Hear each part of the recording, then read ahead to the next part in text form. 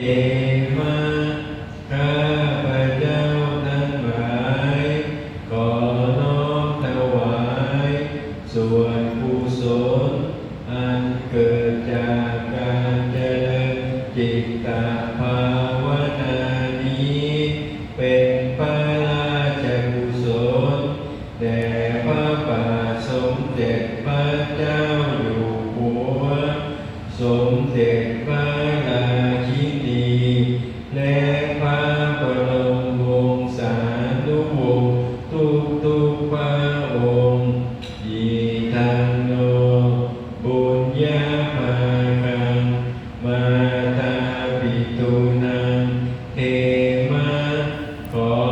ส่วนบุญนี้จงถึงแก่มารดาบิดา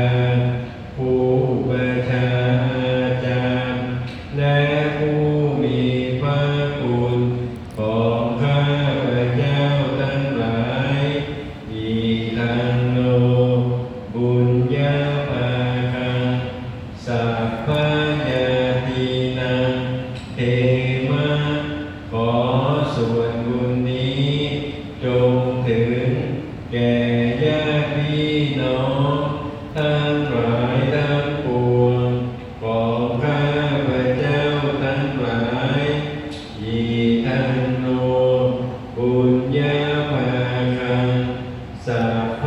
มิตานังเตมะขอส่วนบุญนี้จงถึงแก่มิตรร่วมสุขและมิตรร่วมทุกข์ทั้งหลายทั้งปวงของข้าพเจ้าทั้งหลาย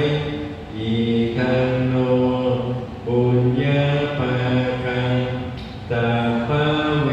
รีนังเทมะขอส่วนบุญนี้จงถึงแก่ญ